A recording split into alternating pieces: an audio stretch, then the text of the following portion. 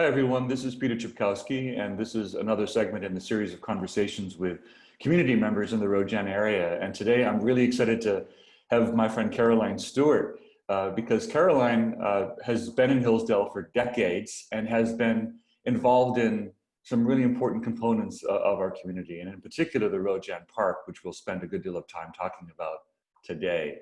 Hi, Caroline. Hi. Thank you so much for being here. So Caroline, My pleasure. let's jump in, and why don't you tell us a little bit about how Hillsdale came on your radar? Well, I'm from a farming family in Louisiana, and I went to college and everything in school down in New Orleans. And I met my future husband down there, who happened to be from New York City. So we moved to New York, got married, and I realized very early on that there was no way that I could live in New York without having some place to go out of the city with trees and cows and animals and everything. So, I mean, I'm as urban as I can be. I'm very country and very much oriented to the natural world. So we rented a place for years just north of Red Hook. And it was actually in Columbia County. It was this beautiful, beautiful old Dutch farmhouse that people would go off every year. And we were very young to be renting such a nice house, and it was incredibly cheap. But anyway, so when we had our first child, we knew it was time for us to get our own house. And we went looking, and we found this, glorious spot called Hillsdale. And how did you ultimately get involved in the community? Well, for years, when my children were little, we were weekenders, and I would literally live to come up here every week and for the summer. That the moment the kids were out of school, that afternoon we'd drive up. And didn't go back until the night before they started school. So that went on for probably, we moved here in 86, and that probably went on for about 10 years. And then I became more full-time up here.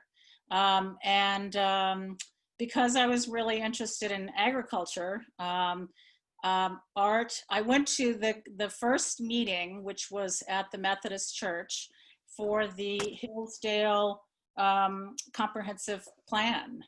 And everybody sort of volunteered for different committees, what they were interested in. And of course, I was interested in agriculture. So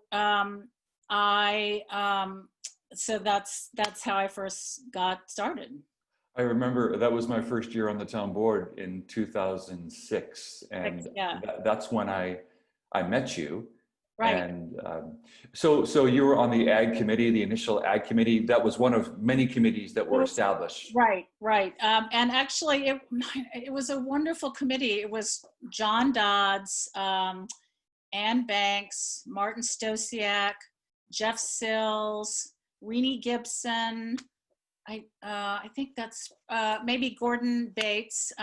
So, there were people who were raising cattle, there were dairy farmers, there were organic. Martin was the organic person, as is Ann Banks.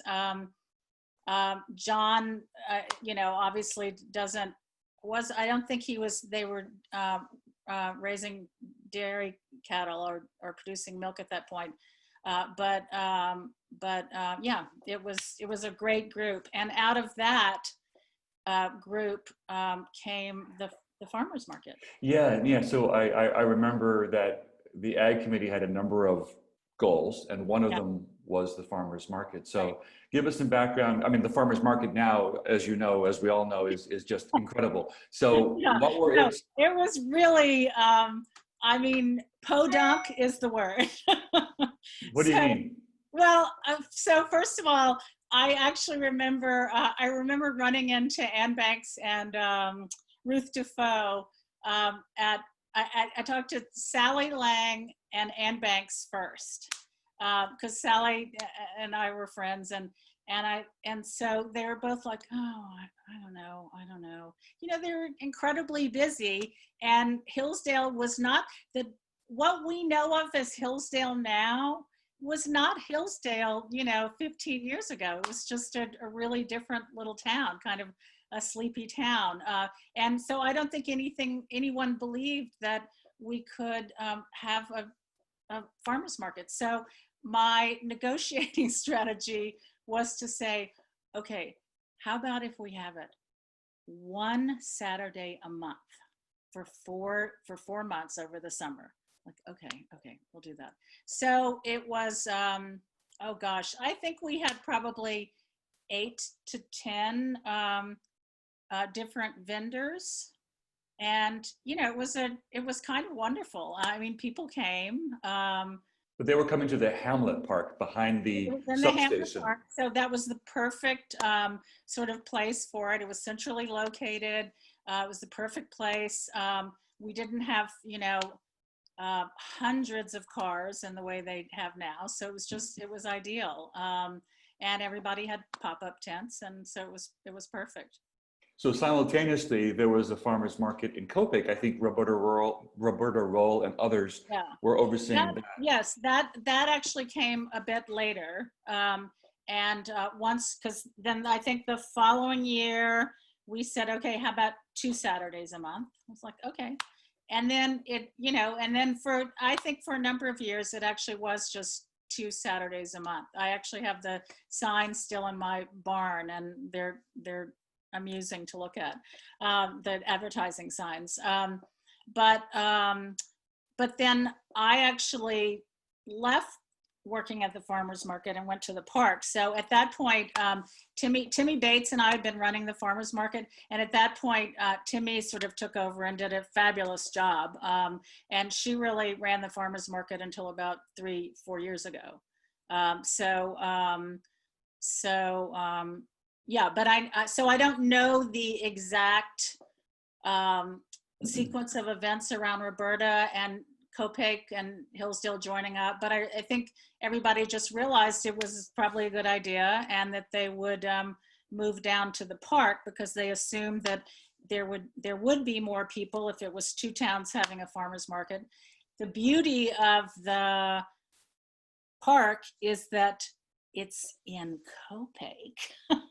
So it was still a Copake Hillsdale farmers market. Mm-hmm. And we'll get to that in a second because of the park layout. But so it just made sense. And I mean, I actually remember hearing from I think Chris Stosiak that they were going to be doing it weekly. And I thought, oh my God, there's no way that that's going to work. No, there's no way that people will come. There's no way. There's just no way. I was still so used to the very small, kind of, it was just more of a community event, and a sort of, I think, almost a civic gesture to come. People were buying, of course, but now it's just, and it was an immediate success. And so I like that story because I really am frequently wrong, and I usually think I'm right, but I'm frequently wrong. I can attest to that fact. You are frequently wrong and think you're right. Caroline, I remember the conversation between Copake and Hillsdale around the farmers market, and how it just was sensible to join forces. And the beauty of shifting the location, centralizing the location out of Copake and out of the Hamlet Park, was to bring it into a central location where there was actually a permanent covering. Right, which is huge in the farmers market world. It simplified the tasks of the setup and for the farmers and so on. Yeah, I mean, it's horrible, and that's it's terrible to be at the mercy of weather, and it can be really windy, and your pop-up can and then it really affects people coming, and it just, the weather, it can be rainy, it can be anything, and people come. And also it's, as we all know, it's a gorgeous setting. It's a gorgeous setting. It's pretty remarkable. Yeah. So we should talk a little bit about the park, because while the farmers market was located in the Hamlet Park, and people were coming, and it was a wonderful community event, and it was really spectacular to have something meaningful happening in that beautiful little space of the Hamlet Park. It is lovely. There was also a conversation happening at the town level regarding the beginning of a potential park, the Roe Jan Park, what would become the Roe Jan Park. Tell us a little bit about that backstory. Again, you were on the Ag Committee. You were involved with Timmy working on the farmers market in the Hamlet Park. And then what door opened? Art Bear was supervisor then, and the town had been looking for more recreational space because the summer youth program was taking place in the Hamlet Park, which was very small, and they just needed, we're not a town that has a big park, unlike Chatham, unlike Copake, we didn't have it, so they'd been looking for space. The rail trail, the Copake to Hillsdale section of the rail trail is located just south of town. And it was associated it was set on 300 acres that a developer owned. And the state wanted to buy it. And the state of course only wanted to buy the rail trail, but the developer said it was an all or nothing deal.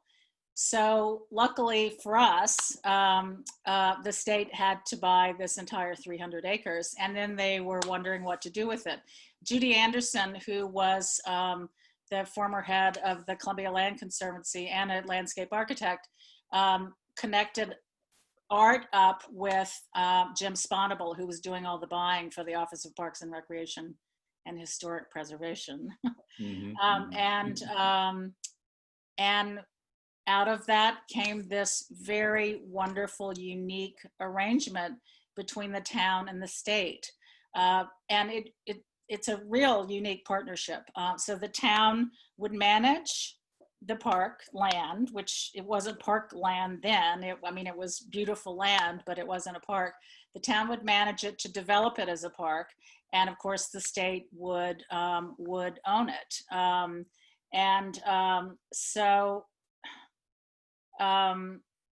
That's how it started. It's hard to imagine. It's just luck. I often think how often things are just based on luck, and that's a really good example of the luck of having this extra land available, the luck of having Judy Anderson know that we were looking. So it was really kind of amazing. Yeah, so the town was looking for more parkland, in particular to have its youth program spread out, because it was confined to a very small basement under what was Town Hall, now the substation, and the Hamlet Park, with some playing fields and so on. But on a rainy day, you were just stuck inside that really small little room. So initially, we started, the first task was to form a committee. Can I interrupt you, Caroline? Yeah, sure. Before we go there, just for more context, we were also, as a town. You were on the town board then. I was, and we were looking at the comprehensive plan, and we had all these comprehensive plan committees. The Ag was one of them. And open space was a concern, right? As we were thinking about, and obviously then suddenly 300 acres became available to remain in farming. But before we talk about, the goals of the park and the steering committee and so on, the perennial question that we get is, this is land that is in Copake. The town of Hillsdale manages that. Can you give us a little bit background as to how that unfolded? Sure. First of all, as we all know, the park adjoins Hillsdale, but it is located in Copake. We actually initially thought, so did Office of Parks, initially thought that it would be a joint effort by Copake and Hillsdale to do this. But Copake already had a great park and a great park program, so they really weren't interested, based on they just didn't need that. So we raised our hand and said, we'd love to manage the park and work with you. Yeah, in fact, the first couple of meetings, I think Linda Gabesha was there, a couple of people from Copake, and it was just, they just didn't need that responsibility. Yeah, it is a responsibility, that job. Yeah. So it was a working farm for decades. I remember the Roberts farm as a kid. It became Odyssey, or part of that big farm. And then I want to touch on the fact that you said it was about to be developed. Can you talk for a moment about what that? Peter Greer had bought the property, and we still have, I was looking through my notes the other day, we still have the picture of the potential development. I think there are about 50 lots on both sides. So the park is about 150 acres on the east side of 22, 150 acres on the west side. So both sides were full of potentially lots. Development lots, building lots. And in the meantime, Peter Greer had been renting out the land to Lynn Main of Berkshire Elite Dairy in Copake. So the land was still being farmed. He had not, gone all the way in starting the development. So he saw this opportunity to sell it. Yeah. Amazing. And yes, it's in Copake, but the state owns it. So it's not Copake land, but because the state owns it. But it's but at this point, I think that initially was a sticking point for a few people. But at this point, I think everybody just sees it as our area's park. There's Taconic State Park, there's the Roe Jan Park. So it's just another gorgeous area to hike. It's very much a shared space and almost like a community forum for the Roe Jan community, Copake and Hillsdale. And subsequent to the park coming on the horizon, of course the library, the Roe Jan Community Library, was built right across the road on 22. So it's definitely centrally located for both towns, for everyone. So go back to then I know the town board asked you to help form a steering committee. Talk about that process. Based on my passion for agriculture, Art asked me to be part of the committee, and Ed Harrington was on the committee. Wayne Miller was on the committee. Wayne actually lives in Copake and was a wonderful help. I mean, as was Ed, as was everyone. Because Wayne ran the Taconic Park, the one just off the Taconic Parkway. Is that Taconic Lake? And John Farrell was on it. Who else? Judy Anderson was on it, and you were on it because you were the town board member who was in charge of the park program. So yes, we started out gangbusters.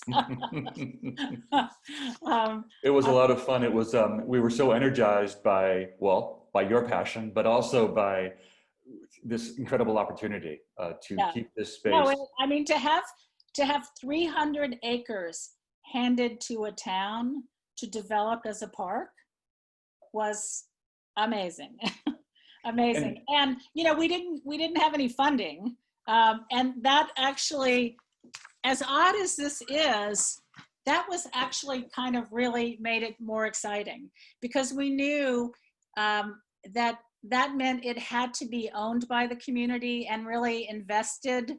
The community had to really invest in it. And from the get-go, it was just all volunteers. So the first thing we did was to lay out a trail system in the midst of the farmed fields. At that point, it was corn. We knew that corn was not going to be allowed. You can't have trails in the midst of corn. Why not? Because it's too high. You wanted to keep the views open. You wanted the views to be open, and yeah, it's tall and it would feel like a corn maze. which is not, it's fun for some people, but not really relaxing. So you wanted to keep the crops low to be able to keep it sort Yes. of bucolic. So that and alfalfa is the most is the best crop for that. So we knew we were going to be putting out bids to farmers had to put bids in for the land. So eventually, Lynn Main from Berkshire Elite and Dairy down in Copake, who had been raising his crops to feed his cows. He won a bid, as did Martin Stosiak from Marcristo Farm. And they each, and we've actually, over the years, the town board has continued to renew their leases because they've been great partners, and they partner well together too. They have mutual farming respect for each other. So it's worked out really well. So the first thing we did, after deciding it had to be alfalfa, was Judy, with the help of the town engineer at that point, Doug Clark, who was also on the committee, we laid out a trail system to, capture the views and also capture the different sort of, the diversity in the park is really great. We have wetlands, we have woods, we have scenic overlooks, we have these beautiful farm fields. So we've got a lot, there was a lot to take advantage of.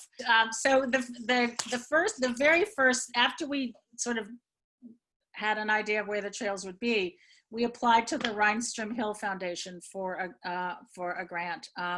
And they generously gave us enough money to buy a used tractor and to build a kiosk. And so with a tractor, with a 5-foot brush hog on the back, you have trails. You can mow trails and you can maintain trails.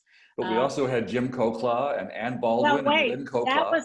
Yeah, that's right. So we had tons of volunteers, but and there were many different groups of volunteers. Jim was on what we call the Chainsaw Gang. And the Chainsaw Gang was Jim, Hank Henward, Art Bear, Joe Hanselman, Eric Prashansky, and probably Bill Ferner.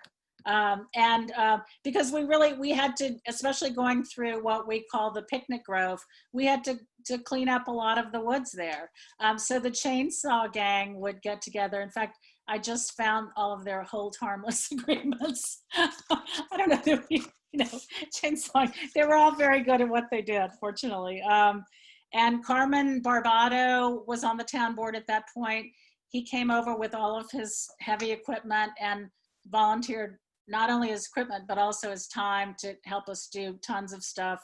The town highway guys with Richard, I remember just having so much fun with them. We really worked hard there, and they did a lot of work for us. Who else? And then we had the fundraising kind of gang. And Patty Roeliff headed that up. She was, she's an extraordinary fundraiser, and really got us off the ground initially by having a couple of early fundraisers at the park. And then eventually Joyce LePen came on, and she's the person who started our Flowers for Power luncheons, which initially were just for the Roe Jan Park, but then we realized it needed to be for both parks in Hillsdale. So those were just wonderfully successful, and Tim Stewart took that on as well eventually. So that's really how, it's because we don't have state funding. Again, we had to rely on volunteers, and we needed revenue for improving the park. And of course, the leases from there's a farmhouse, as everyone knows, and we have, so our two main revenue streams were the farmhouse, apartment rentals, and the farmed land from the farmers, and with the fundraisers. And then we got another grant from the Hudson River Trust. Hudson River Trust. I don't remember. Foundation, that's what it is. That was to upgrade the Hilltop barn, which was where we were planning on having our outdoor education program for the summer youth program, which we started in 2009. We got a new roof, we got new electricity, we got lightning rods because of Hudson River, and then we designed this really wonderful outdoor ed program for the kids, who until, of course, this year with COVID, they've used every day they hike on the trails, every day they explore the woods and play games in the woods. Every day a lot of them explore the stream. And so it's just been, it's a wonderful place to have a program for kids because it's all outdoors. Yeah, it's a distinctive summer program, and Right. a lot of towns are envious of all the space our program has. And Yeah. let's talk about the present. COVID has been. Wait, go on. Yeah. More to tell us? Well, yeah, I there are a couple of things I wanted to mention because it continued, the park continued to evolve after we'd established the summer rec program. Then Madge Kalfas wanted to start a dog park. And the presence of dogs at the park has always been really important to people because so for dogs who can't be off leash, you can walk them on the trails or you can have them run in the dog park. And that's always been really, so we owe Madge a lot of, and everybody who funded that too. So we cannot leave the topic of the park without talking about two really important people. And that's Bill and Zelda Ferner. They worked at Odyssey Farm when it was a dairy, lived at the farmhouse, and raised their 4 children there, and then moved away for a while. And then before, about 2 years, I think, before the town of Hillsdale started managing the parkland, they came back and lived there. And I just don't think the park would be what it is without them. First of all, Zelda, they love living there. They love the park. And Zelda walks the trails every single day. I mean, I would say I'd say 350 days out of 365 days, she walks the land, walks the trails. And she does it if it's 5 degrees or 100 degrees, she just does it all the time. So what that means is she's the eyes and ears of the park. She walks with friends. So, she's constantly getting feedback on the park, but also she knows if anything needs to be tended to, she's the person who knows immediately. And then Bill, who's a wonderful character, and beloved just as Zelda is, has been an amazing asset. He mows the lawn around the houses and also fixes, all the tractor problems, which, I mean, we got a great used tractor and we still use it, but I really work that tractor hard. And Bill had to really get me out of a lot of trouble sometimes. It was actually the first time I now have my own tractor, which I really love being on the tractor, but that I spent a lot of time on that tractor and worked it really hard, and Bill had to fix it a lot. So, but they live there 24 hours a day. So it's nighttime, daytime, they're there. So they're the soul of the park. I really feel like they are. They really are. Yeah. They truly are. And Victor Amendola now is the person who does all our maintenance. He's always been our since Vic came on, he's our one employee. And because the park really is self-sustaining. Yeah. That's right. Just to reiterate what you were saying. So the leases, the farmhouse rents, financial contributions, gifts, and so on, which are welcome, and also, of course, any weddings and events that all of this revenue supports the maintenance of the park. Yeah. That's it. And It is it's self-sustaining. actually, that's the beauty of this park too, is that I think initially we felt like we had to have a lot of programs to get people involved, but now the park is, it's trails, it's a beautiful site. It just needs to be maintained, the trails do. So it's pretty self-sufficient. And that's a good transition, Caroline, to the moment we live in now, the last 5 months. Tell us a little bit about the park today. Well, of course, who would know better than anyone? Zelda. So I gave Zelda a call this morning and just said, what's been going on? You know, just tell me, because I told her what we were doing, and she said, "Oh my God, it's just, you know, families are coming and flying kites."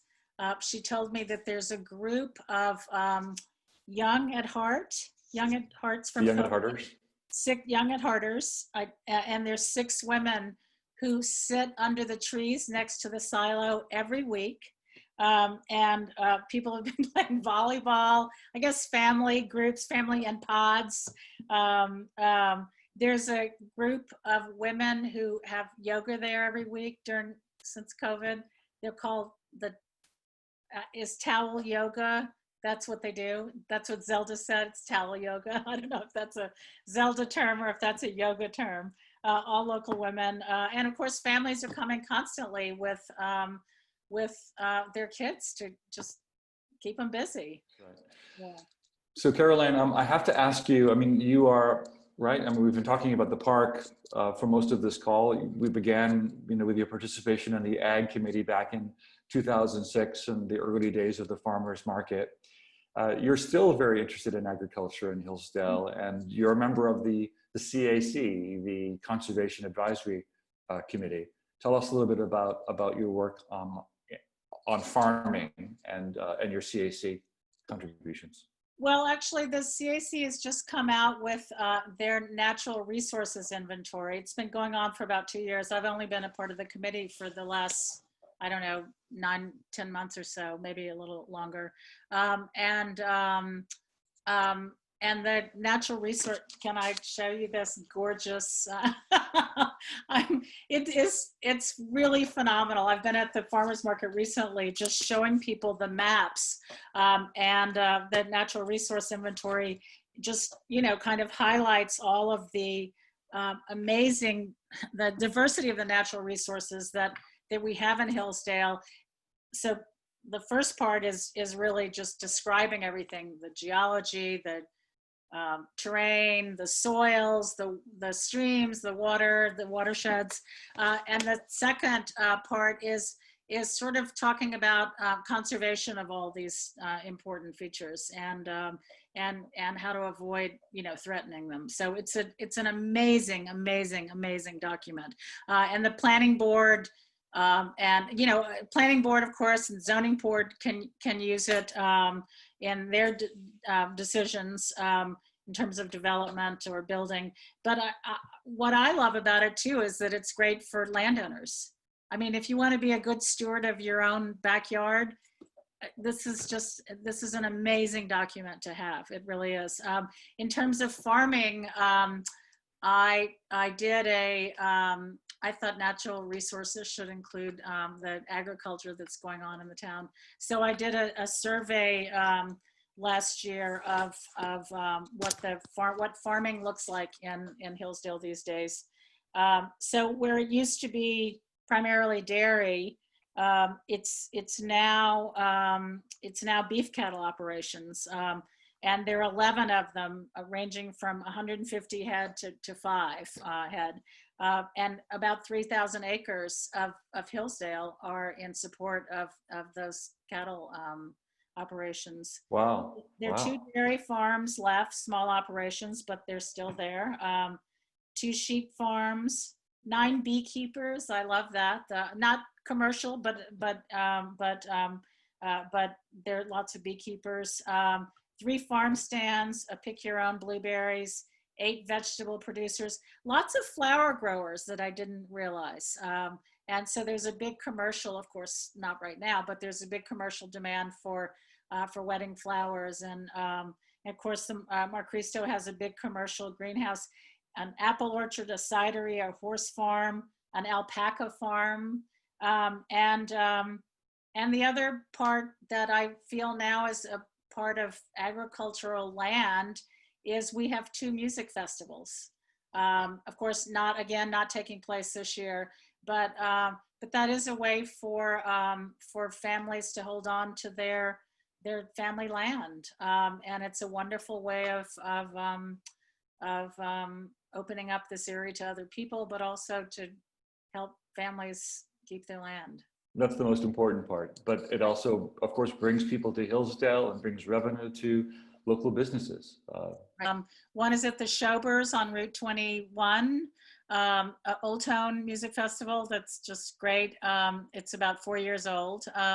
And the other is on the Dodds, Falcon Ridge, that used to take place on 23, and it's been on the Dodds farm now for, I don't know, 7 years or so.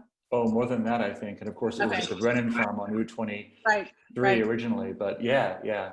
Caroline, listen, thank you so much for— Oh, my pleasure. It was fun. For this, thank you for your participation in the community. and for being the evangelist of the Roe Jan Park, and for also advocating that, the great thing about the NRI that we have is it's so actionable. And I love how you've communicated to the board and to the public that it isn't just a resource, to look at. It really can inform. It's board, as a planning board, as a property owner, as someone who wants to come to our community and invest. Yes.